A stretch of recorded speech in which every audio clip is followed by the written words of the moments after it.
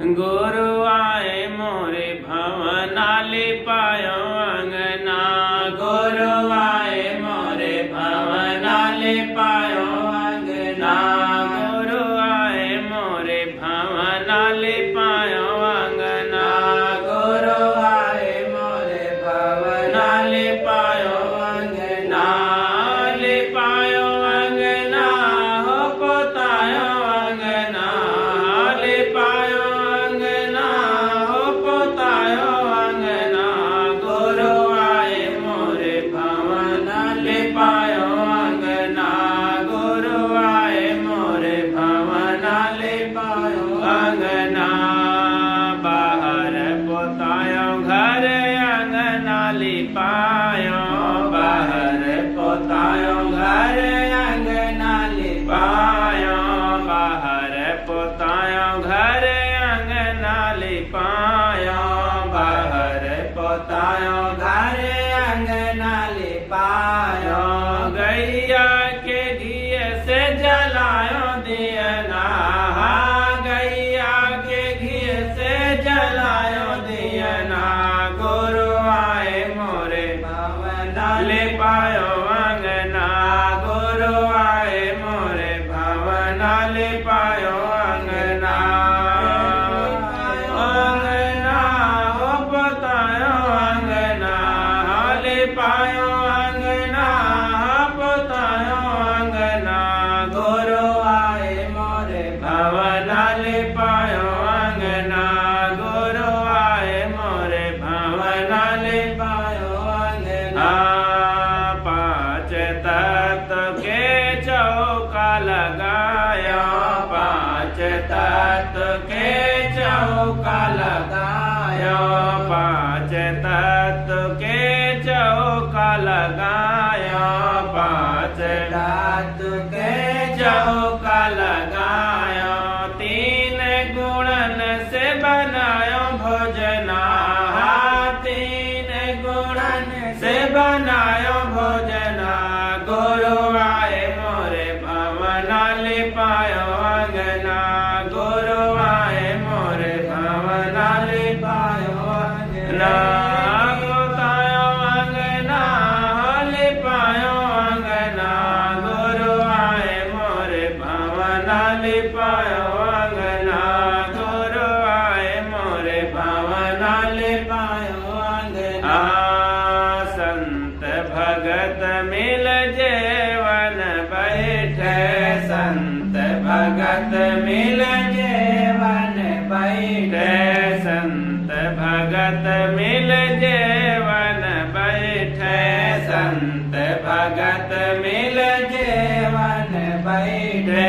सूरत सुहागिन डोला में पवना।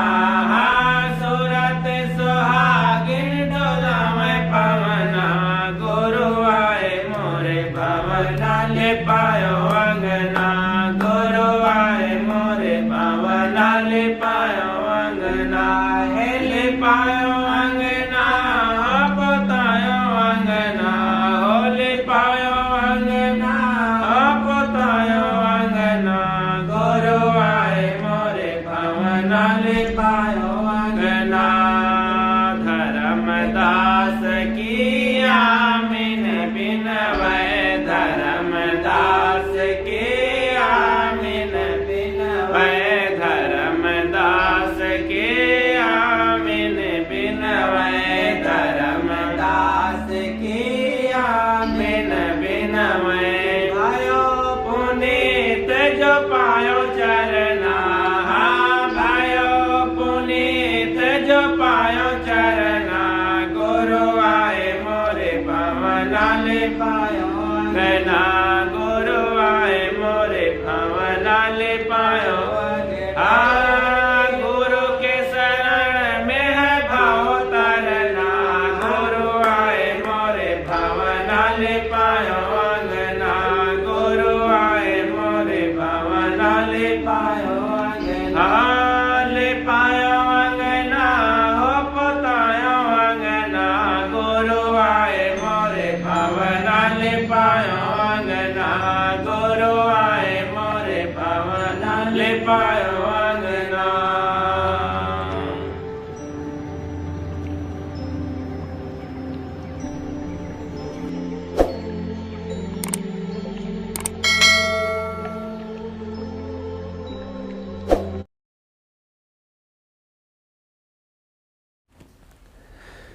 पूजनीय संत समाज, धर्म प्रेमी बंधुओं, सिद्धामयी देवियों, अभी देह की क्षणभंगुरता और जीवन की महत्ता पर बहुत सुंदर ढंग से संत श्री राम साहेब जी के द्वारा भजन का विश्लेषण श्रवण किए। सभी संत गुरुजनों का यही कहना है कि ये जीवन सौभाग्यशाली है, नश्वर है, बिगड़ जाने वाला है, थोड़े दिन का समय है, 4 दिन की जिंदगी है। तो ये सब केवल भजन के लिए संकेत है। ये जो दुनिया का सबसे महत्वपूर्ण कार्य है, जीवन जिसमें सार्थक होता है, उद्धार उसे कहते हैं, उसे गति मुक्ति कहते हैं, उसे ही भगवत प्राप्ति, सच्चिदानंद की प्राप्ति कहते हैं। अनेक शब्दों से जो उसे कहा जाता है, उसकी महत्ता को प्रेषित करते हैं संत महापुरुष। तो ये भजन से ही इसी जीवन में बनता है। देह कितना गंदा है, ये है, वो है, तमाम जो बताया जाता है, कुल मिला करके ये सब अंगुली डाल करके आंखों में जगा देना चाहते हैं संत की जागो। अनादिकाल से जीव इसी में पड़ा है, मोहांध है और इसी अज्ञान की ठंडी में सिकुड़ रहा है। जैसे देखो ये ठंडी है, बहुत शीत पड़ रही है, तो कपड़ा ओढ़े हुए हैं सब लोग, कपड़े अनेक तरह से पहने हैं, मजबूती से हैं, फिर भी सिकुड़न है शरीर में और बहुत ठंडी लग रही है, ऐसा महसूस हो रहा है। तो दौड़ने भागने का और प्रसन्नता से बाहर रहने का, खुले में रहने का मन ही नहीं कहता। ऐसे जब अज्ञान की ठंडी लगी रहती है, मोह ममता की, तो धर्म परमार्थ की तरफ से आदमी अपने को इतना संकुचित कर लेता है कि देखना भी नहीं चाहता, सुनना भी नहीं चाहता, सोचना भी नहीं चाहता, धर्म परमार्थ उद्धार शांति कुछ भी नहीं करना चाहता और संसारिकता की तरफ, शरीर आसक्ति की तरफ, इंद्रियों के भोगों की तरफ कोई भी कष्ट सहने के लिए तैयार है ये जीव। सदगुरु कहते हैं, गुरु की भेली जीव डरे, काया सींचन हार, कुमति कमाई मन बसे, लाग जुआ की लार। इसी पर थोड़ी चर्चा करते हैं कि गुरु की भेली जीव डरे, काया सींचन हार। ये जीव गुरु के मीठे उपदेशों से डरता है। भेली अथवा ये कह ले कि गुरु की नहीं होते हैं लोग, गुरु की भेली जीव डरे। गुरु के होने से, गुरु के शरण में जाने से, गुरु के मार्ग में चलने से जीव डरता है। अथवा ये कह लो कि गुरु के मीठे मीठे कल्याणकारी उपदेशों से लोग डरते हैं, फिर क्या करते हैं, काया सींचन हार, शरीर सींचते हैं, जिसमें फिर से शरीर का जन्म मिले अथवा वर्तमान में शरीर हष्ट पुष्ट बना रहे, शरीर से सारे भोगों को हम ग्रहण करते रहें, पंच विषयों को ग्रहण करते रहें, दुनिया का भोग प्राप्त करते रहें, इसी उपाय में लगे रहते हैं।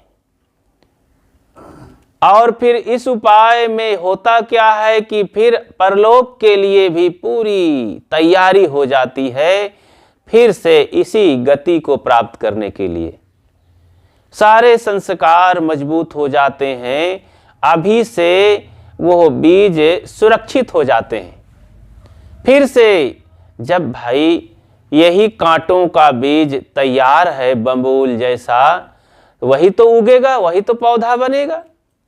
हम ये नहीं चाहते हैं इस देह में रह करके कि हमको दुख मिले, लेकिन उपाय कुछ नहीं करते हैं।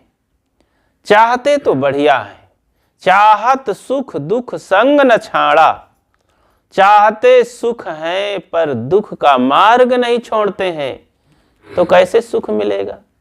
चाहना तो बड़ी अच्छी है, तो सुख चाहते हैं। चाहना भर से काम नहीं चलता। हर आदमी, हर बच्चा, हर बूढ़ा, हर नर नारी चाहते हैं मुझे ऐसा मिले। चाहने भर से काम नहीं चलता है। चाहने के बाद भौतिक क्षेत्र में शरीर इंद्रियों के पोषण करने के लिए जब चाहना होती है तो वो भी बड़ी मेहनत से मिलती है। किसी भी विषय भोग के लिए, खाने के लिए ही आदमी रात दिन मेहनत करता है। देखने के लिए कितना लोग मेहनत करते हैं, और चल करके पैसा खर्च करके, और आंखों को देखने के लिए कितना उसे उस मूल्य का बना करके पैसा लगा लगा करके लोग आंख ठीक करते हैं ताकि हम दृश्य को देख सकें।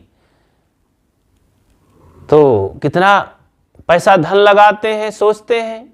केवल सोचने भर से यहाँ के भोग नहीं मिल जाते हैं, चाहे वो देखने के हो, चाहे खाने के हो, चाहे सुनने के हो।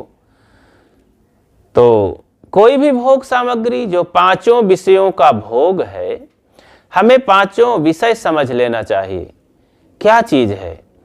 तो फिर साधन भजन में सरलता होती है आगे बढ़ने के लिए, और देह का भी पता चलता है किसमें क्या हो रहा है। 5 ज्ञान इंद्रियां हैं, ज्ञान की इंद्रियां। 5 भोग इंद्रियां हैं, उसे कर्म इंद्री कह ले, और 5 ज्ञान इंद्रियां हैं। जो कर्म इंद्रियां हैं तो उसको नौकर समझ लें, और जो ज्ञान इंद्रियां हैं वो मालिक है, वो आर्डर देती हैं। अब कर्म इंद्रियों को, पांचों को, तो वो एक एक के और अपना अपना काम चालू कर देती हैं, तो अपने आप में वो कुछ नहीं है। तो 5 ज्ञान इंद्रियों का महत्व है। 5 ज्ञान इंद्रियां, आंख, नाक, कान, जीभ, त्वचा, ये 5 ज्ञान इंद्रियां हैं। तो इनसे हम 5 चीजों को, 5 विषय को ज्ञान प्राप्त करते हैं। 5 विषयों का ज्ञान प्राप्त करने के लिए 5 प्रकार की नहीं है, जैसे कि एक विषय से एक ही ज्ञान होता है।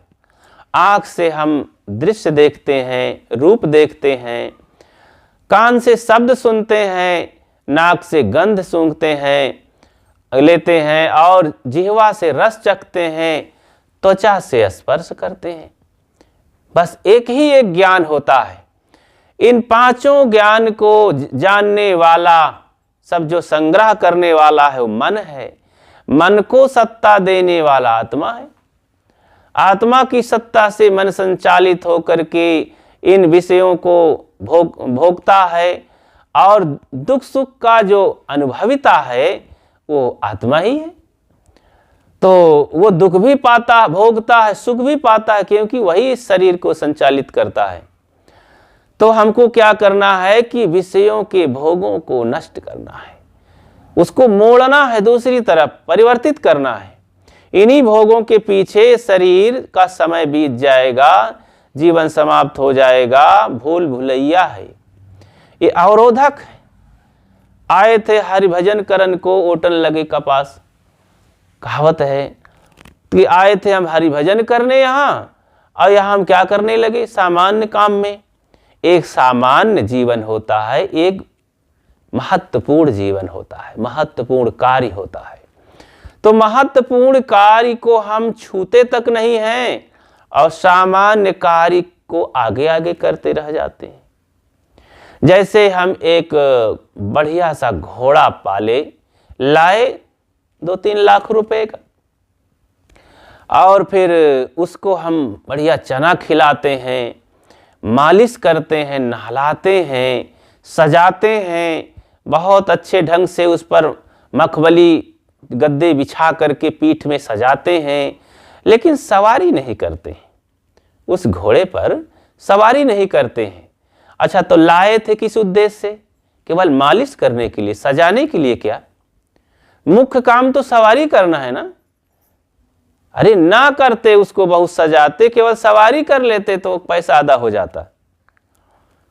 तो यही तो है, जीवन मिला है मन की शांति प्राप्त करने के लिए भजन के माध्यम से, कि भजन करके और हम शांति को प्राप्त करें, निर्दोष जिंदगी जी डालें, बिना कोई दुख बनाए, नया कोई गंदा संस्कार बनाए और अच्छे कार्यों में जीवन बीत जाए, कितना अच्छा है। सामग्री सब मिली है, लेकिन अब कोई रुचिकर भोजन न बना पावे तो हमारा ही तो दोष है, बनाने वाले का। हम भंडारी हैं, सामान देने वाले ने सब दे दिया, बर्तन है, लकड़ी है, और एक से एक सब्जियां हैं, और तेल मसाला सारी सामग्री है, और तमाम तरह के व्यंजन हम बना सकते हैं उसमें, लेकिन अब बनाते नहीं हैं, कला नहीं मालूम और कुछ करना नहीं चाहते, आलसी निकम्मे बन गए, इधर उधर के कार्य में समय समाप्त हो गया, अब भोजन नहीं बन पाया। और उसी सामग्री में एक ऐसा इंसान आया कि बढ़िया भोजन बना दिया, हालांकि उसके पास कम ही सामग्री थी, लेकिन बहुत बढ़िया भोजन बना दिया। उदाहरण के लिए, अष्टावक्र के पास सामग्री नहीं थी बनाने के लिए, उसके हाथ पैर शरीर 8 जगह से टेढ़े थे, ज़्यादा वो चल नहीं सकते थे, बोलने में तकलीफ होती थी, पढ़ने में तकलीफ होती थी, सेवा में तकलीफ होती थी, कर नहीं। एक 8 जगह से टेढ़ा व्यक्ति तो हर क्रिया के लिए परेशान होगा ना, नहाने के लिए, शौच मैदान के लिए, सेवा के लिए, लेटने के लिए, बैठने के लिए, चलने के लिए, पढ़ने के लिए, तो उसका सामान तो सब गड़बड़ है ना। लेकिन वो इतना मेहनत किया ऐसा इंसान कि कल्याण के क्षेत्र में तो महावैज्ञानिक हुआ। वो अपने जमाने के धर्म क्षेत्र के एडिसन और न्यूटन जैसे महान वैज्ञानिक हुए, धर्म क्षेत्र के महावैज्ञानिक हैं ये, और राजा जनक के गुरु बन जाते हैं, और सैकड़ों ब्राह्मणों को ऐसा लताड़ देते हैं कि सब अपना समूह लेकर रह जाते हैं। घमंड करने वालों को, बड़े बड़े ज्ञानी मुनि बनते थे जो, तो उनके पास देखो नहीं था उतनी सामग्री, लेकिन कला थी। क्या कला थी? ज्ञान प्राप्त करने की कला, साधना की कला थी। वे आत्मज्ञानी पुरुष थे। अष्टावक्र गीता को पढ़ो, इतना बढ़िया महान, गुरुदेव जी ने उस पर जो व्याख्या की है, साधकों के लिए तो क्या कहना, अमृत है। तमाचा जैसा लगता है कि जीवन पाए हो, क्या कर रहे हो, और इस संसार में लोग क्या कर रहे हैं, देख करके हंसी आती है, दुख भी लगता है, करुणा आती है कि लोग क्या कर रहे हैं इस महान जीवन को पा करके, और हम क्या क्या कर रहे हैं। और उस वैसा ही जीवन, उनसे अच्छा जीवन हम सब लोग पाए हैं। हाथ पैर बुद्धि दिमाग, सोचने समझने की क्षमता, ग्रंथ है, इतने अच्छे संत महापुरुष हैं, सदगुरु कबीर का ज्ञान इंकलाब है। ऐसे सुअवसर बढ़िया भूमिका में आकर के भी हम काम नहीं कर पा रहे हैं, तो ये हमारी ही कमजोरी है, हम नहीं करना चाहते हैं, तो ताकत नहीं लगा रहे हैं, आगे नहीं बढ़ रहे हैं, करने में कहीं ना कहीं कमी है, तो हमारी ही कमजोरी है। तो सामान बहुत बढ़िया हो, सामग्री हो, लेकिन काम न किया जाए तो अपना ही दोष है, किसी का दोष नहीं है, लेकिन हम सब दूसरे का ही दोष देते हैं। कोई भी समस्या को लेकर के कहते हैं कि अमुक के कारण हम दुखी हैं, अमुक के कारण हम परेशान हैं, उसे वो बाधा हो गई, क्या बताएं, उसके कारण से हम वैराग ना कर पाए, भजन ना कर पाए, और जो है हम भक्ति ना कर पाए, सत्संग में नहीं जा पाए। अरे किसके कारण कुछ, तेरा बैरी कोई नहीं, तेरा बैरी फैल, अपनों फैल मिटाए ले, गली गली कर सैल। सदगुरु कबीर ने तो एक एक बढ़िया कील मारी है, मजबूत बनाया हम सबको कि तेरा कोई बैरी नहीं है, कोई दुख देने वाला नहीं है। सदगुरु अभिलाष साहब ने कहा है कि हमारी मूर्खता ही हमें दुख देती है, अपनी मूर्खता को हम छुड़ा करके मुक्त हो सकते हैं, दुखों से छूट सकते हैं। मूर्खता जरा थोड़ा से बड़ा कटु शब्द जैसा लगता है, लेकिन मूर्खता मतलब अज्ञान। हमारा ज्ञान, हमारी गलत सोच हमको साधना से रोक रखती है, आगे नहीं बढ़ने देती, उधर से दूसरी विपरीत दिशा में ले जाती है। सदा से अध्यासी मन, बिगड़ा हुआ मन, बहरवासी मन, मेहनत करनी पड़ती है। जब इधर हम अभ्यास कर लेंगे तो बड़ा सरल मार्ग हो जाता है। अब पूर्व जन्मों का कोई सौभाग्यशाली हो, पुण्य इकट्ठा करके आया हो, तो उसके लिए पहले से सरल लगता है, कोई झंझट नहीं है, ऐसा देखने को आता है। पूज्य गुरुदेव जी के जीवन को देखें हम, तो इतना तेजी से छलांग क्यों लगा गए, कैसे लगा गए? उनको बहुत झंझट नहीं करनी पड़ी। 3 महीना मात्र केवल देख करके, बोल करके, कोई पुस्तक पढ़ करके और फिर अपने छोटी सी उम्र में जीवन मुक्त हो जाना एक कमाल है, एक बहुत बड़े खिलाड़ी का काम है। तो देखा जाता है कि जीवन में इतना बवाल, केवल दीक्षा उपदेश के लिए कई भक्त अपनी जिंदगी में इतना परेशान हो जाते हैं, जगह जगह भागते हैं, कई जिंदगी में शंकराचार्य मिलकर के उनको ठग लेते हैं और न जानी कहां कहां भटकते हैं, किन किन महात्माओं के पास, धर्माचार्यों के पास। अंत में कहीं अगर सदगुरु मिल गए उनको, सच्चे संत, तो अपनी सारी व्यथा बता करके, रो करके कहते हैं कि महाराज हम जगह जगह भटके। गुरुदेव जी के पास रह करके कई लोगों को देखे, कई ऐसे भक्त सज्जन, एक तो दिल्ली के ही भक्त रहे, वो जा करके रोए कि गुरुजी मैं कहाँ कहाँ नहीं भटका, जहाँ जहाँ गया बड़े बड़े शंकराचार्यों के पास, बड़े बड़े गुरुओं के पास, वो देखते ही समझ में आ जाता था कि इनमें कहीं ना कहीं दोष है।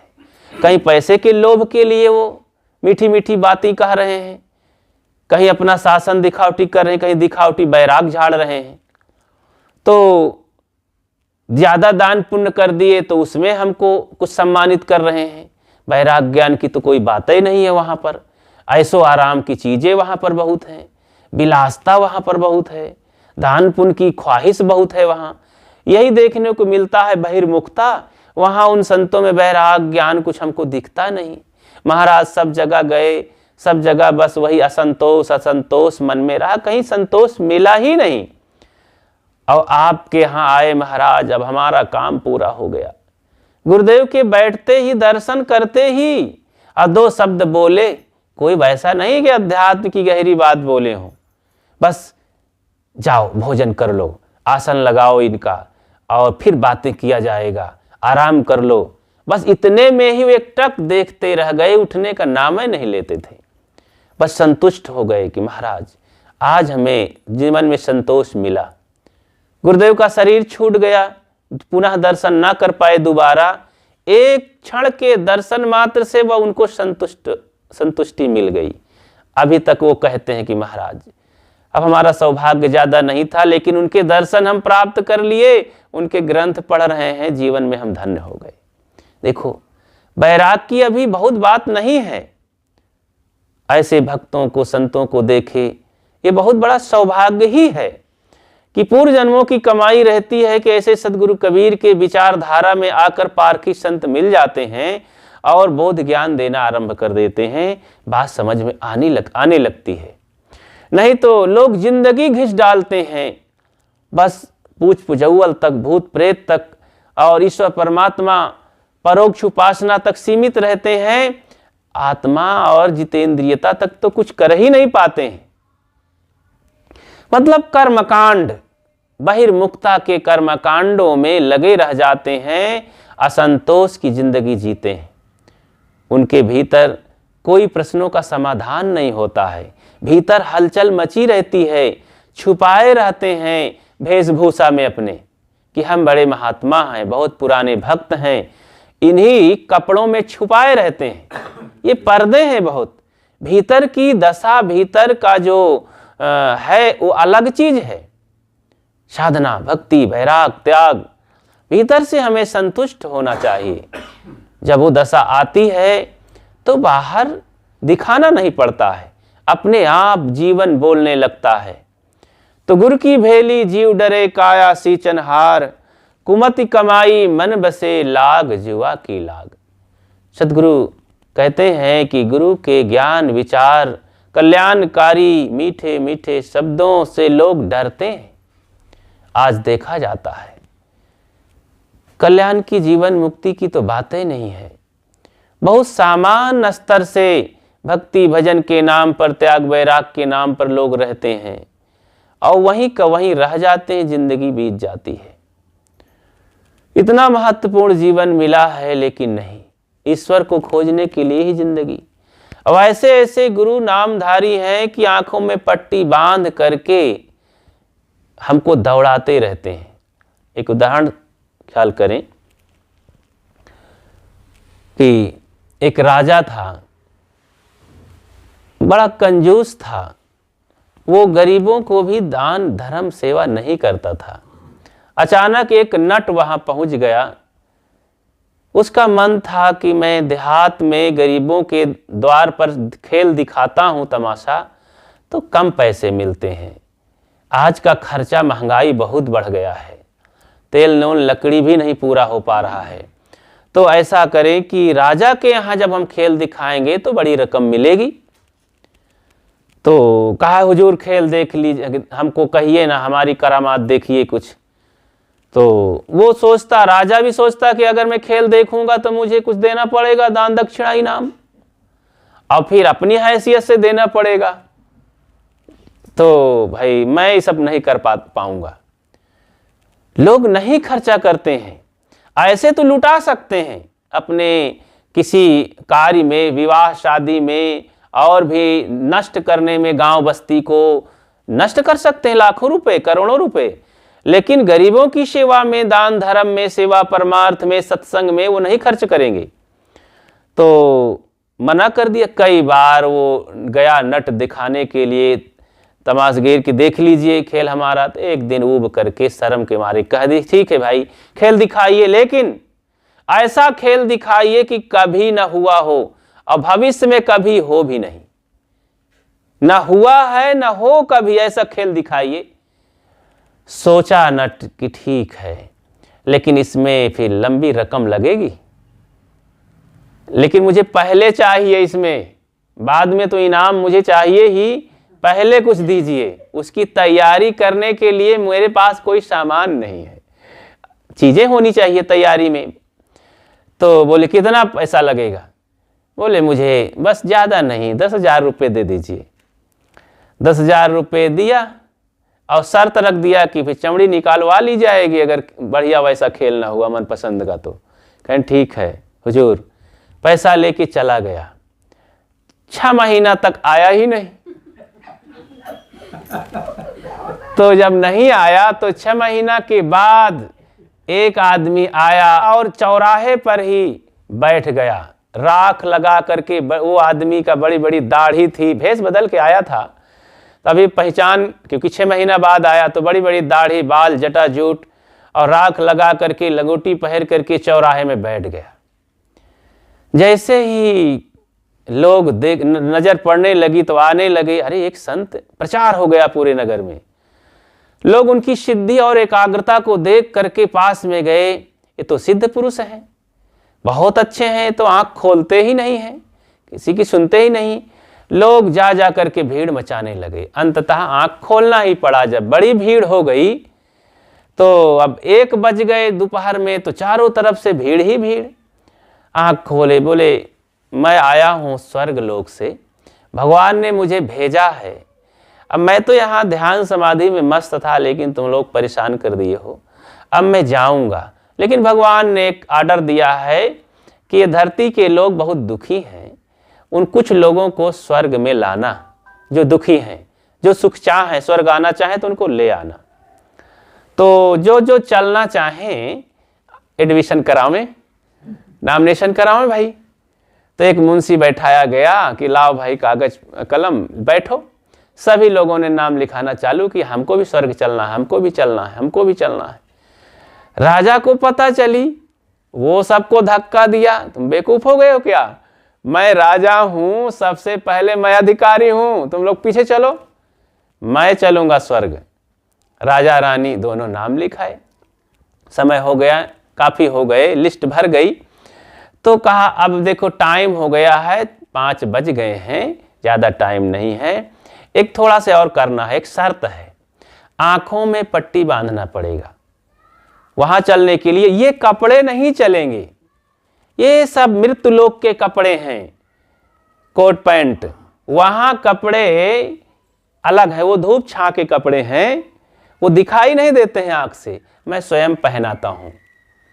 तो लेकिन स्वर्ग चलने की बात है तो पहनना ही पड़ेगा। पट्टी बांधना इसलिए है कि विमान पे जब बैठोगे, स्वर्ग की यात्रा करना है, कहीं भयभीत हो जाओ, गिर जाओ तो चोट आ जाए। फिर वहाँ चलोगे, भगवान का इतना बड़ा प्रकाश है, तेज प्रकाश, कि आँखें नहीं रह जाएंगी। फिर तो आँख में पट्टी बांध लो तो अच्छा रहेगा। तो बोले ठीक है, थोड़े ही समय के लिए तो कार्य है, फिर तो भगवान के धाम में पहुँच करके हम लोग ऐसे रहेंगे वहाँ, क्योंकि बड़ी व्यवस्था है, दूध की नदी बहती है और वहाँ गंदगी नहीं है जैसा स्वर्ग में वर्णन है। तो ऐसा किया और फिर बोले ठीक है। तो एक अलग कोठरी में एक एक करके बुलाते, सब कपड़ा उतरवाते और आंख में पट्टी बांधते और हाथ फेर देते। एक संदूक थी, बड़ी सी बॉक्स, उसको थोड़ा भड़बड़ा देते, मतलब कपड़े निकाल रहे हैं धूप छां के और फिर हमको पहना रहे हैं, हाथ फेर रहे हैं, ऐसा एहसास करवाते। आंख में पट्टी बंधी ही रहती, अकेले में कौन देखता है। कहते हाँ बहुत अच्छा लग रहा है कपड़ा, और निकलवा देते बाहर। एक एक करके निकलवाते गए और कंधे में सबके हाथ रखवाते गए कि किसी को छोड़ना नहीं, क्योंकि आंख दिखते तो है नहीं, तो एक दूसरे का कंधा पकड़े रहो। तो ऐसा करके करते करते सबको कपड़ा उतरवा के धूप छां जैसा भ्रम डाल दिए, ये मानसिक कपड़े पहना दिए और बोले हाँ मैं चल रहा हूँ भाई। अब अंधेला भी हो गया थोड़ा, अब आगे आगे चल पड़े, चले आइए।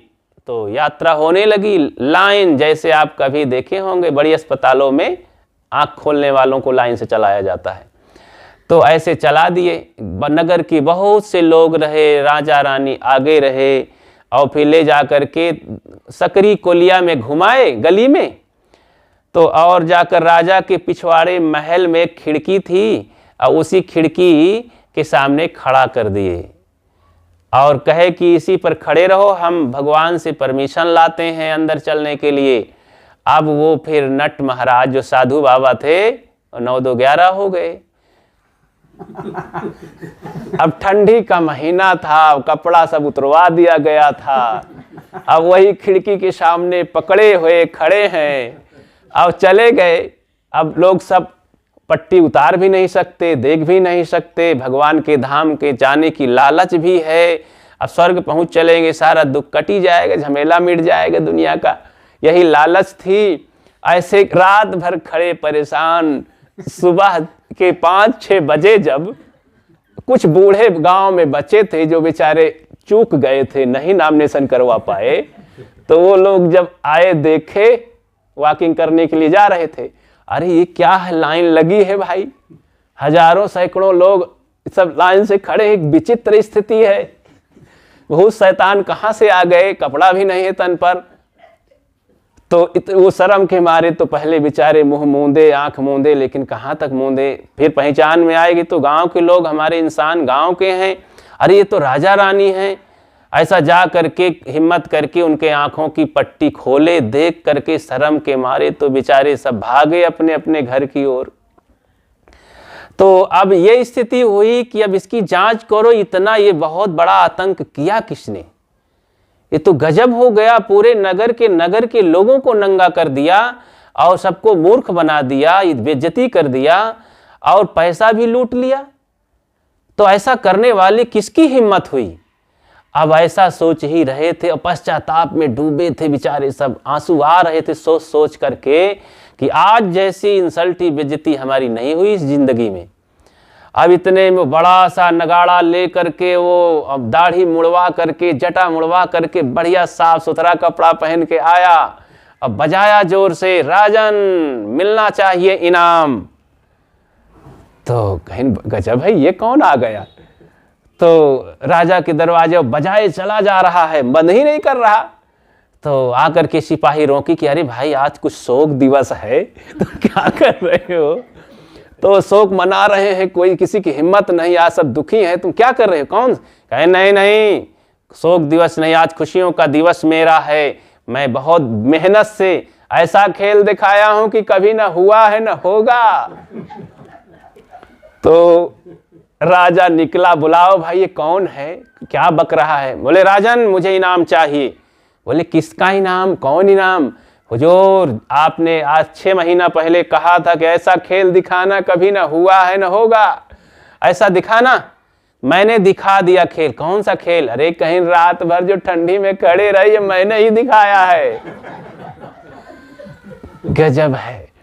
तो सब अपना अपना मुंह दाबे रह गए। राजा भी अपनी शर्तों के अनुसार उसको इनाम कुछ देना ही पड़ा। जा भाग भाई यहाँ से। तो कुछ देव के भगाया वहां, लेकिन वो बातें भूल नहीं रही थी। बात यहाँ ये है कि नट कहीं बाहर नहीं है। ये हम समाज में, हमारे देश में भी यही हाल है।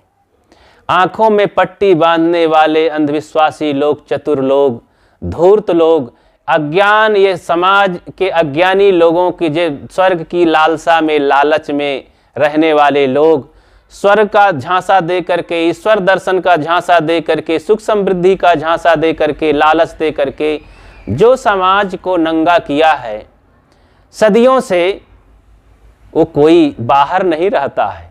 यहीं रहने वाले ऐसे ऐसे नट भाड़ हैं, धूर्त हैं कि मानवता को कितना निर्लज्ज कर दिया है, अज्ञान से नंगा कर दिया है, विवेक से नंगा कर दिया है, विचार से नंगा कर दिया है, साहस से नंगा कर दिया है। उसके पास कोई धैर्य नहीं रह गया, साहस नहीं रह गया है, विवेक नहीं रह गया है। अंधविश्वास से ऐसा आंखों में पट्टी बांधा है धमका करके कि हिम्मत नहीं पड़ती है कि कुछ विचार पेश तो कर दे, तर्क तो कर दे।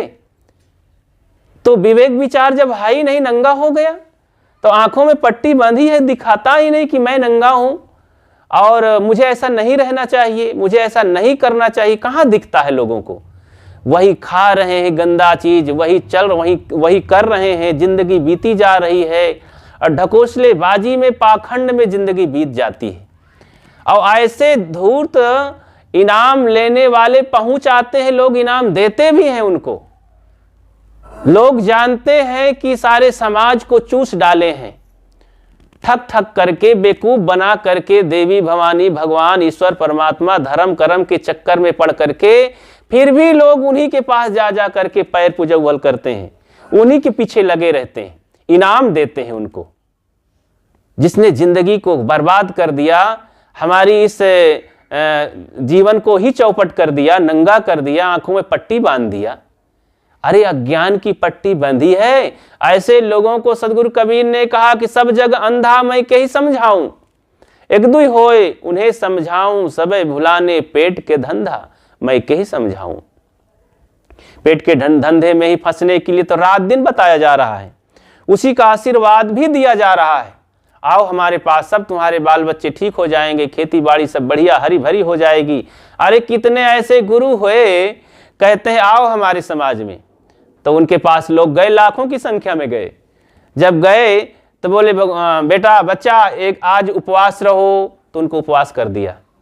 तो जानो लाखों लोग खाते तो कितना अनाज खत्म हो जाता, कितना मेहनत पड़ती। लाखों लोगों को खाने के लिए मतलब 10-20 लाख रुपए तो खर्चा करना पड़ता। तो उपवास करा दिए। तो खेत में 10 बीघा गन्ना बोया था, 4-6 एकड़। तो बोले आज गन्ना काटना है, गुरु की सेवा करनी है। गुरु की सेवा करने के नाम पर भक्त लोग जूझ पड़े और उसी में लगे, पूरे गन्ना को साफ कर दिए, छील छाल करके गट्ठर बांध के रखे। बोले इस गट्ठर को लाओ, यहाँ पर स्टोर करो, जमा करो, टाल पर लगा दो। लाए। फिर बोले बच्चा आज व्रत तोड़ने का उपवास प्रतिज्ञा करो, आप गुरु के प्रसाद में 1-1, 2-2 गन्ना जो भी आप ले सको इसको चूसो, ये गुरु का दिया हुआ प्रसाद है। गन्ना केवल 20 रुपए का कीमत उसकी रखी जाएगी।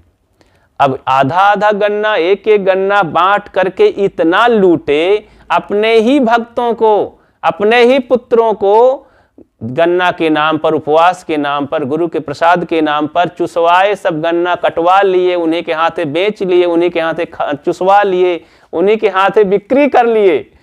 और फिर बिक्री करके जब सब चूस के भारी छिलका उसका तैयार हुआ, ट्रकों कचरा इकट्ठा हुआ, तो बोले इसको जला दो, इसकी भस्म खेत में ले जाओ, अब डीएपी यूरिया की जरूरत नहीं है, इसको ले जाओ, आधा आधा किलो पाव पाव भर राख अपने खेत में छिड़क दो और इतना गल्ला पैदा होगा।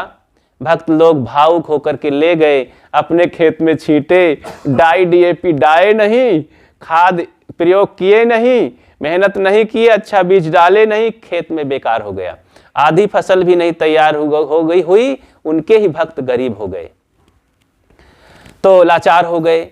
तो ये है धूर्तों की ठगाही।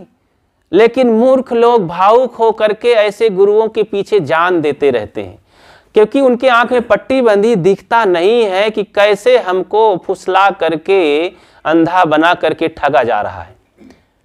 ऐसे गलत खान पान में भैया बाप न माता जी, धन निरंकार महात्मा जी, तो ऐसे लोग कहते हैं कोई खान पान में बाधा ना डालो। वो मांस मदिरा भी खाने को कहते हैं और कहते हैं कि तुम भगवान का भजन करो। तो ऐसे लोग विवेक विचार की कैसे हत्या कर देते हैं? आत्मज्ञान कैसे पैदा होगा वहां? आत्मज्ञान नहीं पैदा हो सकता है। आत्मज्ञान पैदा होने के लिए तो पहले हमें खान पान सुधारना होगा, फिर एक सच्चे गुरु का ज्ञान की जरूरत है, सही ज्ञान की जरूरत है, उसके पीछे मन इंद्रियों को की साधना करनी पड़ती है, सत्संग की जरूरत होती है, सच्चे गुरु संतों की श्रद्धा रखनी पड़ती है और ईमानदारी से काम करना पड़ता है। इस तरह के गुरु के ज्ञान से लोग डरते हैं, क्या करते हैं? काया सींचनहार, शरीर को सींचते हैं, मन इंद्रियों का पोषण करते हैं, जिससे मन इंद्रियां चंचल हो वही पोषण करते। देखो सत्संग अच्छा नहीं लगता है, अभी इतने लोग आए हैं, वो भी सब बुजुर्ग आए हैं, पुराने हमारे श्रोता हैं, बहुएं बच्चे, नए लोगों को अच्छा नहीं लगता। फिर गांव में इतने ही लोग हैं क्या? अभी यहीं पर देखो, अभी कल ही गांव में मचाया गया, पूरे उत्सव मनाया गया, दीपावली मनाई गई, उसमें लाभ कितना हुआ? किनको? कुछ नहीं लाभ हुआ। आर्थिक लाभ हुआ कि मानसिक लाभ हुआ कि अपने गांव की एकता बन गई? क्या बन गई उससे? केवल भ्रम, अंधविश्वास और नाच नौटंकी हो, तमाशा हो, कोई और भी कोई नाटकबाजी हो, कोई डांसबाजी हो, तब तो देखो पूरे गांव के लोग नर नारी भीतर से बाहर निकल आते हैं। यही तो इंद्रियों का पोषण करना हुआ। इससे इंद्रियां चंचल होंगी, काम उत्तेजना होगी, काम की उन्नति होगी। इससे कोई आत्मा की उन्नति तो नहीं होगी, इससे कोई साधना तो नहीं चलेगी, मन स्थिर तो नहीं होगा, मन में शांति तो नहीं होगी। तो यही काया सींचना है। कुमति कमाई मन बसे, सदगुरु कहते हैं मन में केवल कुमति बसती है, सुमति और कुमति। जहां सुमति तहां संपत्ति नाना, जहां कुमति तहां विपत निधाना। कितना सुंदर ये पद है, शब्द है, बहुत ही महत्वपूर्ण है। सुमति, सु माने सुंदर, मति माने बुद्धि। जहां सुंदर बुद्धि होती है, सुंदर बुद्धि में सब अच्छा रहता है। सुंदर बुद्धि, सदगुरु कहते हैं इसके लिए अपने पद में, अपने शब्दों में कहते हैं कि सकलो दुर्मति दूर करु अच्छा जन्म बनाओ, काग गवन गति छाड़ के हंस गवन चली आओ। ये बहुत सुंदर मंत्र है, आदेश है। सदगुरु हमें आदेश देते हैं कि सारी दुर्बुद्धि को दूर करो। इसी भाव को मानो वहां भी है कि जहां कुमति तहां, जहां सुमति तहां संपत्ति नाना। सुंदर बुद्धि जहां है, नाना प्रकार की संपत्ति है। अब यहां पर संपत्ति केवल रुपया पैसा के लिए ही नहीं, संपत्ति हमारे व्यवहार परमार्थ दोनों में संपत्ति होती है। रुपया पैसा, प्रॉपर्टी, अन्न पानी कपड़े लत्ते जो भी घर में है, ये भी संपत्ति है। और अध्यात्म की दृष्टि से जीवन में दया, क्षमा, शील, संतोष, धीर, विचार, विवेक, भक्ति, चरित्र, ये सब संपत्ति है। प्रेम, एकता का पाठ जो हम करते हैं जीवन में, इसी संपत्ति से हमारे जीवन में, हमारे घर में स्वर्ग उपस्थित होता है। तो नाना प्रकार की संपत्ति इकट्ठा होती है, लेकिन हम अब केवल बातों के पकवान में लगे रहें, दुनिया की चर्चा करते रहें। आज यही तो हो रहा है। धार्मिक अधार्मिक सब लोग केवल चर्चा करते हैं। काहे की चर्चा है कि बस दूसरों के सामान्य बातों की चर्चा कर करके उसी में अफसोस कर लेते हैं और उसी में अपना जो है खुशी भी मना लेते हैं, हंसी भी मना लेते हैं। जैसे कि उससे किसी को लाभ नहीं होता, ना धार्मिक को ना अधार्मिक को। जैसे कि एक दो सेठ जी रहे और एक चौराहे पर बैठ गए थे, वॉकिंग के लिए गए थे सुबह टहलने, और बैठे बातें कर रहे थे। जब दो लोग वैसे संसारी बुद्धि के लोग बैठते हैं तो आपस में निंदा बुराई करने लगते हैं, अपने घर की ही पोल पट्टी इधर उधर की करने लगते हैं। इसी में उनका समय सार्थक मानो हो जाता है। तो दोनों थे, कहें भाई साहब सेठ जी, हमारा नौकर तो इतना बुद्धू है, मूर्ख है पूरा। और दूसरे ने भी कहा हमारा भी बहुत मूर्ख नौकर है, इतना बुद्धू है कि अब क्या बताएं। कहीं कैसा है वो? कहीं अच्छा हम बताए ही देते हैं। तो नौकर भी साथ में थे, क्योंकि सेठ आदमी थे तो अपने साथ में ले जाते थे, कोई काम पड़ जाए। बोले इधर आओ। अपने नौकर को पहला वाला सेठ बुलाया, तो लो 2 रुपया, जाओ एक टेलीविज़न खरीद लाओ। तो आप 2 रुपये में कहीं एलसीडी मिलेगी? तो लेकिन वो चल पड़ा, नौकर था, चला गया। तो इतने में हंसा वो सेठ कि देखा इस पगले को, अब 2 रुपया लेके चला गया, जवाब भी नहीं दिया, नाही भी नहीं किया, कुछ भी तर्क नहीं किया कि सेठ जी 2 रुपया में नहीं मिलेगा। अरे मुझे तो भाई 20-25 हज़ार लाइए। तो अब चला गया। यही तो मूर्खता है ना। दूसरे ने कहा तो इससे मेरा ज़्यादा नौकर बड़ा मूर्ख है। कहीं आपको कैसा है? कहीं देखो मैं ही बताता हूँ। कहीं नहीं नौकर इधर आ। तो कहे क्या है सेठ जी? कहीं तुम बताओ कि मेरी ऑफिस जानते हो जहाँ मैं बैठता हूँ? कहीं हाँ जानता हूँ।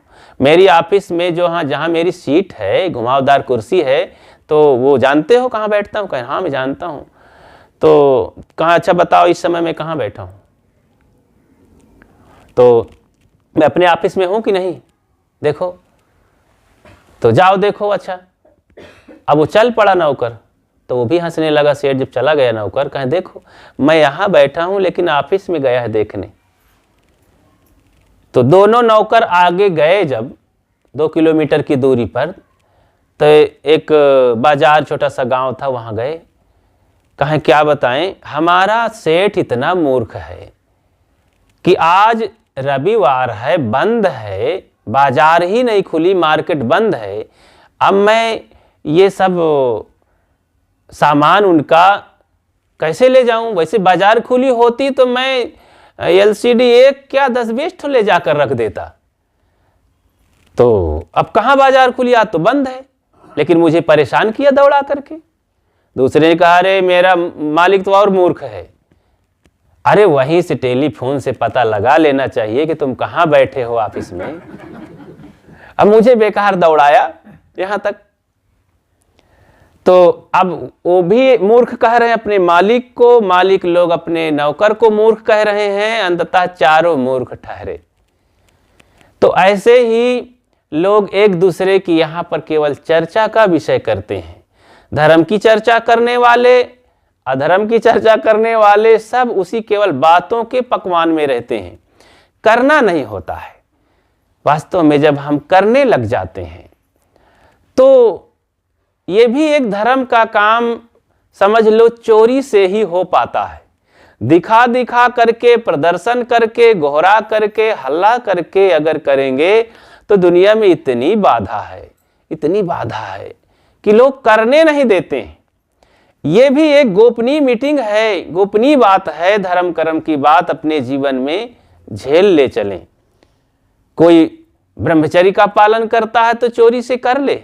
अगर वो हल्ला करेगा तो कर नहीं पाता है, शोरगुल करेगा तो बोर्ड लगा करके कि मैं बड़ा ब्रह्मचारी हूं, तो बड़ा मुश्किल हो जाएगा।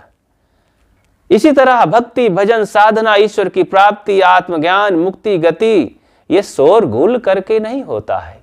ये तो जैसे गूंगा गुड़ खा ले तो बता नहीं पाता है, वैसे ही हाल है कि साधना भक्ति करके जो कुछ मजा आती है, आनंद मिलता है, उसको बताया नहीं जाता है।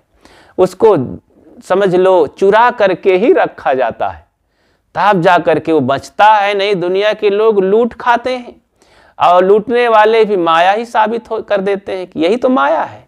अपने मन का अहंकार ही माया बन जाता है, मान्यता ही माया बन जाती है। बाहर के लोग भी माया बन जाते हैं, चीजें माया बन जाती, इच्छा माया बन जाती है।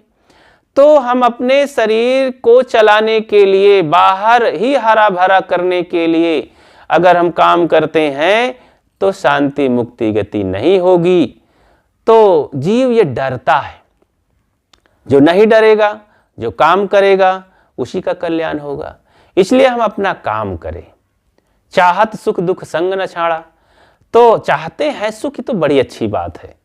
तो हम सुख चाहते हैं तो दुखों से डरे मत। दुख को हम गले लगाएं, कोई बात नहीं। अब की बार अगर हम दुख सह लेंगे तो सदा के लिए दुख मिट जाएगा। बार बार का रोना अच्छा नहीं होता है, एक बार का रोना अच्छा होता है। अपने स्थिति में, अपने देश में हम पहुंच चले। ये संसार एक विदेश है, ये शरीर एक विदेश है, इसलिए हम अपने देश में चलें। एक उदाहरण याद आता है मुझे अपने देश के लिए कि अपने देश में ही सुख मिलता है। बाहर हम विदेश में जब तक रहते हैं दुख के सिवा और कुछ नहीं मिलता है। इसलिए अपने देश की तैयारी करें। उदाहरण ये है कि एक धनी मानी परिवार था, घर था। वहाँ पर ज़्यादा लोग तो नहीं थे, लेकिन कारोबार बहुत था। उस घर में बहुत बड़ी प्रॉपर्टी, ज़मीन थी, जमींदार आदमी थे और जानवर पाले थे। भैंस वहाँ करीब 10 भैंस पल रही थी, तो उनमें दूध खूब होता था। और 10 हल चल रहे थे। उस समय ट्रैक्टर तो थे नहीं, तो हलों से खेती होती थी। तो 10 हल चलने का मतलब है कि एक बड़ा आदमी है, वो बहुत जमींदार आदमी है। तो उस बड़े घर में जब वो एक बालक पैदा हुआ, बड़ा हुआ, ज़्यादा लोग थे नहीं, नौकर चाकर थे, तो बड़ा हुआ, उसकी शादी हुई। शादी होने पर उसका मन चला कि गांव के लोग, नए नए लड़के, नवयुवक देश परदेश जाया करते हैं। परदेश में बहुत अच्छा है, आनंद है, बहुत धनी देश होते हैं। हमारा देश तो बड़ा गरीब है। तो उस देश में जाने से बड़ा आनंद, जैसे कि आज सबके मन में होता है कि अमेरिका कैसा होगा, जापान कैसा होगा। वहाँ देखते तो कितना लोग देखने जाते हैं, लाखों लाखों रुपए लगा करके केवल घूमने जाते हैं और कुछ इधर उधर होटलबाजी करके आनंद लूट के चले आते हैं। फिर वही अपने देश में लौट के आते हैं, जैसा भी है उसी में सुख मानते हैं। वहाँ तो कुछ नहीं मिलता, केवल क्षणिक आनंद। तो दूर के ढोल सुहावने, तो ऐसा लड़का मान करके कि मैं भी परदेश जाऊंगा, क्योंकि देखते हैं लोग आते हैं सज धज करके, बढ़िया टाई लगा करके बाहर से, तो अच्छा लगता है। घर में तो बस यही देसी हिसाब से रहना पड़ता है। तो लड़का कहने लगा अपनी माँ से, माँ ही वहाँ की भाई गृहदेवी थी, मालकिन थी। बोले माँ मैं जा रहा हूँ परदेश, मेरी तैयारी कर दो। माँ रोने लगी, नहीं बेटा, तू ही तो एक मेरे घर का दीपक है, तुझे नहीं जाना, तुझे कमी क्या है? तुझे सब कुछ है घर में, तेरी अभी नई शादी हुई पत्नी आई और एक घर द्वार है इतना बड़ा, इसमें तू मौज मस्ती कर, कहाँ जाएगा इतना सारा सुख छोड़ करके? परदेश बड़ा दुखमय होता है। नहीं नहीं माँ मैं जाऊंगा। चला गया, नहीं माना। अंततः 1000-2000 दे करके माँ भेज दिया। पत्नी भी बहुत रोकी रोई, लेकिन नहीं रुका, चला गया। सास बहू घर में रहने लगी। अब वो गया परदेश मित्रों के साथ। तो वहाँ जानते हो फिर बड़े प्रदेशों में तो भाई बहुत कीमत के घर और क्वार्टर मिलते हैं, होटल मिलता है, ठिकाना नहीं लगा। साथी लोग अपने कमरे में रखे, 2-1 दिन काम नहीं मिला, काम करना पड़ता है परदेश में, तब कहीं पैसा मिलता है। बुद्धि थी नहीं क्योंकि विद्यामित्र विदेश में, घर में नारी मित्र, रोग ही औषध मित्र है, मरे धर्म है मित्र। 4 मित्रों से जब मित्रता कर लो तो व्यवहार परमार्थ दोनों बढ़िया हो जाता है। कौन कौन मित्र? यही है विद्यामित्र विदेश में। अगर विद्या है, विनम्रता की, शालीनता की, मीठी बाणी है, समझदारी है और सूझबूझ है, तो परदेश में आप जा करके पैसा कमा सकते हैं मिलजुल करके बुद्धि से। और घर में आप अच्छा सा रह सकते हैं स्वर्ग बना करके, जब अपने घर की देवियों में सहानुभूति हो, क्षमा भावना, दया भावना, सहयोग की भावना हो, प्रेम से रह सकें। नारियों को, बहुओं को, पत्नियों को, माँ बहन को अपना मित्र मान करके प्रेम से रहें। और जहाँ पर लाग डांट है, शिकायत है, तो वहाँ तो दुख ही दुख है। तो घर में नारी मित्र, और रोग लग जाए तो भाई झाड़ फूंक के चक्कर में पड़ोगे तो रोग बढ़ जाएगा, इधर उधर पड़ोगे तो भगवान भवानी के भरोसे रोग बढ़ेगा ही। इसलिए आप उचित दवाई इलाज संयम करो। तो रोग ही औषध मित्र है, मरे धर्म है मित्र। अंतिम वाला बहुत बड़ा मित्र है। मरने के बाद तो सारे दुनिया के मित्र यही छूट जाते हैं, साथ छोड़ देते हैं, धोखा दे देते हैं। मरे धर्म है मित्र, मरने के बाद एक धर्म ही साथ में जाता है, वो हमारा परम मित्र है।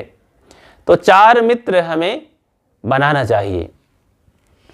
तो अब परदेश में गया तो उसके पास बेचारे के नवयुवक था, घर में रह रहा था आराम से नौकरों के बीच में, तो कहाँ विद्या बुद्धि की परदेश में कैसे हम कमाए रहें। अब वहाँ साथी साथ छोड़ दिए। अब इसके पास न खाने को है, न रहने को है, न किराया है, न भाड़ा है। धक्का दे के लोग निकाल दिए कमरे से। गया स्टेशन पर, प्लेटफार्म पर रहा, वहाँ से पुलिस आ गई, हटो भाई यहाँ कहाँ रहते हो। अब वो इधर उधर करने लगा, अब खाने को भी नहीं है।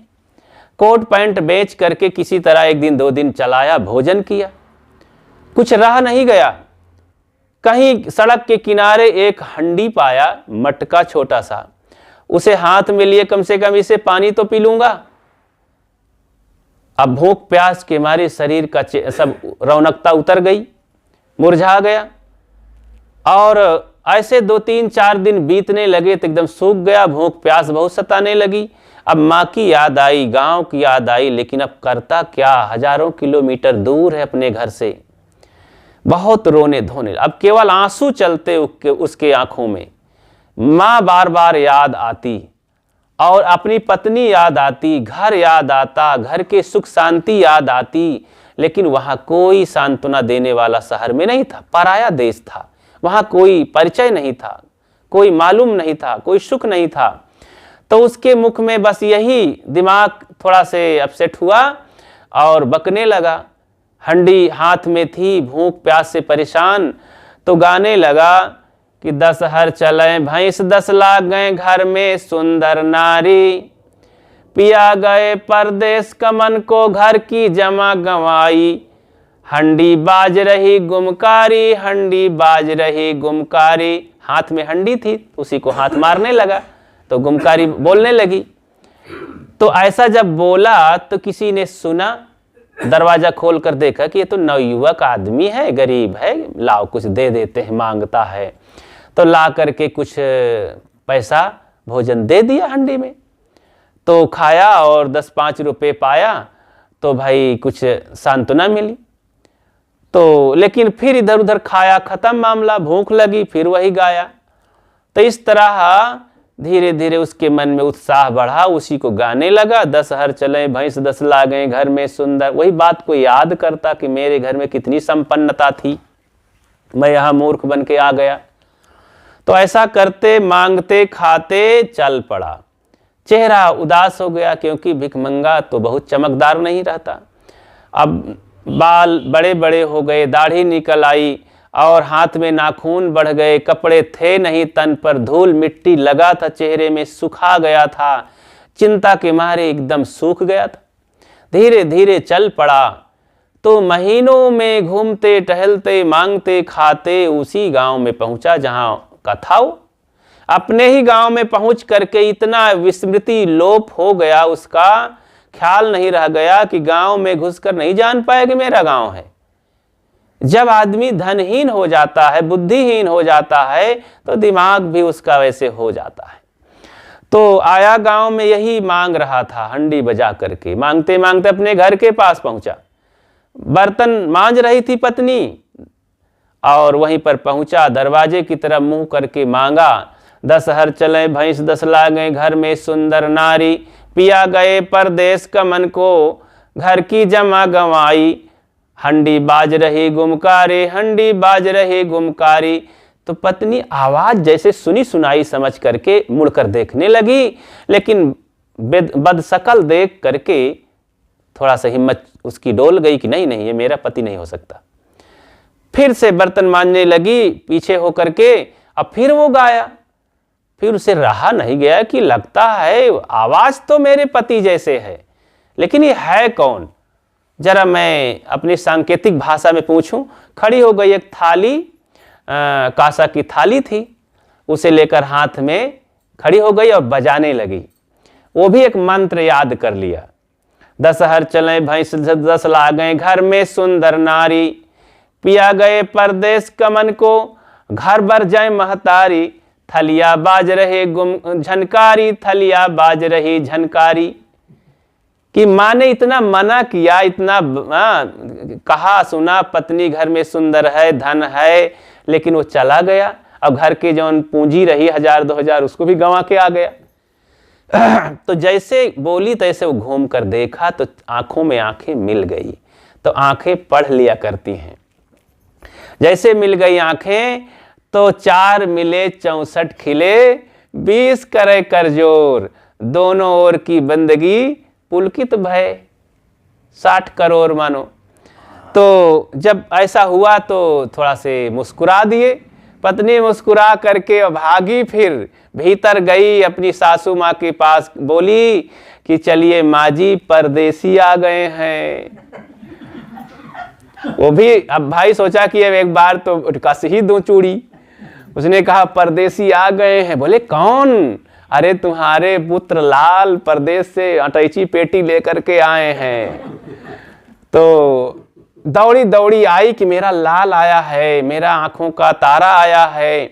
जैसे ही सामने देखा इस हालत में तो पहचान तो लिया, लेकिन ऐसी विचित्र स्थिति देख करके आंखों से गंगा जमुना बह चली। माँ की ममता उमड़ आई, सीने से लगा करके उसे बहुत देर तक रोई और कही कि अरे बेटा, तूने मेरी बात को नहीं माना, परदेश की मजा पाया।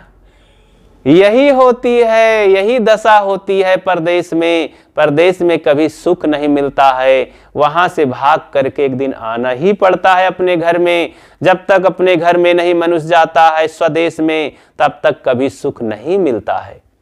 उसने भी क्षमा मांगी, माँ का पैर पकड़ा और पूर्ण उसकी विस्मृति आ गई कि वाह, अरे ये तो मेरा घर है, मेरी माँ है, मेरी पत्नी है।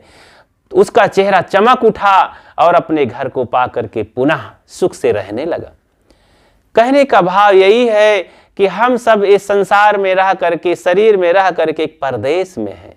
यहाँ भी कुछ कितना भी कैसा कुछ हो जाए, करोड़ों के महल में हम रह लें, बहुत बड़ा देखो, चाहे मेट्रो, कितनी कीमती मेट्रो है, चढ़ लेते हैं, भन्न से इधर उधर यात्रा करते हैं, अनेक घरों में रह लेते हैं, अनेक व्यंजन खा लेते हैं और कैसा सुंदर शरीर में रह लेते हैं। देखना सुनना खाना पीना सब बड़ा विचित्र है संसार का, लेकिन कहीं भी ये मन टिकता नहीं, कहीं अस्थाई सुख नहीं है, अल्प सुख है, थोड़ा सुख है। ये सुख सारा नष्ट हो जाने वाला है, भूल जाने वाला है। जिंदगी में कितना सुख भोगा गया इन इंद्रियों का, लेकिन कभी कुछ हुआ क्या? कुछ फायदा नहीं। वही दुख बना है, वही असंतोष बना है, वही शंका, वही शिकायत, वही आदत, वही असंतोष, वही भ्रम भूल। जब हम अपने स्वदेश चलेंगे, आत्मदेश चलेंगे, शांति देश चलेंगे, अपने मुक्त देश चलेंगे, तब जाकर के पूर्ण स्वतंत्रता, पूर्ण शांति, पूर्ण मुक्ति, पूर्ण आजादी हमारी होगी। वो है अपना स्वरूप स्थिति, अपना स्वदेश। सत्संग के माध्यम से, संत गुरुजनों के माध्यम से साधना करके जहाँ जो हैं वहीं अपने स्वदेश में लौट सकते हैं। इसके लिए कहीं भटकना भी नहीं है। कबीर साहब ने कहा है कि बैठा रहा चला पुन जाता, कबीर उल्टा ज्ञान का कहां तक करूं पुकार, बैठे से ही पथ कटे चला चली नहीं पार।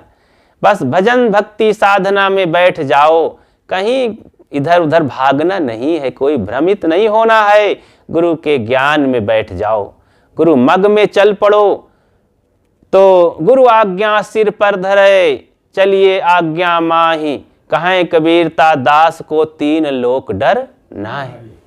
तो गुरु की आज्ञा सिर पर धर करके आचरण में उतार कर चलोगे तो संसार में रहकर भी कोई डर नहीं है, और पूर्ण सुख शांति और स्वतंत्रता से जी करके अपने स्वरूप में स्थित हो सकते हो, अपने स्वरूप में रह सकते हो, जीवन सफल बना सकते हो। तो मैं अपनी बात को कह रहा था, सदगुरु कबीर की बाणी, गुरु की भेली जीव डरे काया सींचनहार, कुमत कमाई मन बसे लाग जुआ की लार। तो गुरु की भेली, गुरु के मीठे उपदेश से, कल्याणकारी उपदेशों से लोग डरते हैं, ये जीव डरता है और संसार शरीर के पोषण में लगा रहता है तो हार जाता है जिंदगी को। इसको जीतने के लिए हमें गुरु मार्ग में चलना है और उनसे रिश्ता जोड़ना है, उनसे नाता जोड़ना है। तो जब ऐसा नाता जुड़ जाएगा तो हम अपने को पहचान करके अपने में स्थित हो सकते हैं, जीवन को सफल बना सकते हैं। आप सबको बहुत बहुत धन्यवाद देते हुए अपनी बात को विराम देता हूँ। बोलिए सद्गुरु देव की जय।